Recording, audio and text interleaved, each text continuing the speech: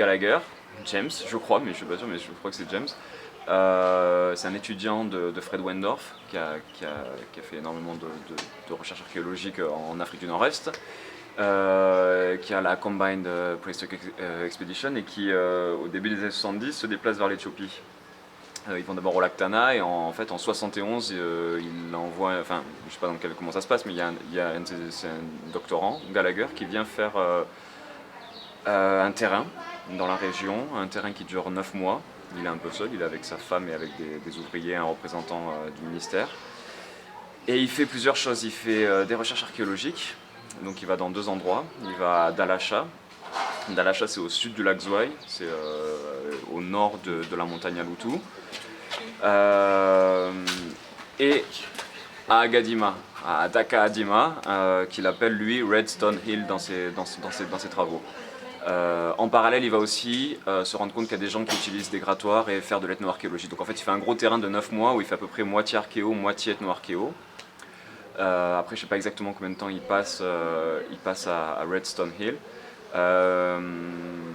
En tout cas, ce qu'il fait là-bas, c'est 2 opérations, 2 sondages dans 2 localités.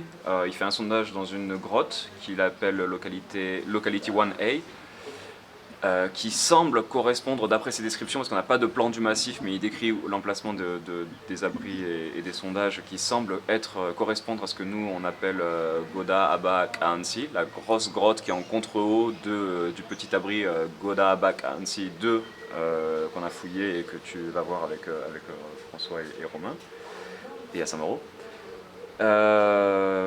Il fait un sondage d'1 mètre carré au fond de cette grotte, enfin pas au fond mais à l'intérieur de cette grotte, à peu près à 7 mètres de l'ouverture de la grotte.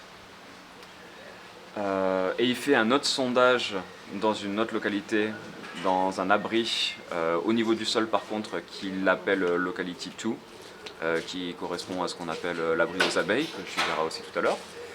Et il fait aussi un ramassage dans la pente, c'est là qu'il appelle Locality, enfin dans la pente en contrebas de la grotte, qu'il appelle Locality 1B.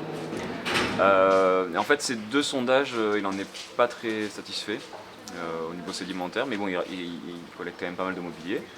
Et c'est vrai qu'on n'avait jamais trop investi cette zone en pensant que, enfin voilà, parce que la personne qui avait fait des sondages n'avait pas trouvé des niveaux très intéressants, bien que ce soit très riche. En relisant les descriptions, je ne me rappelais pas que c'était aussi riche que ça.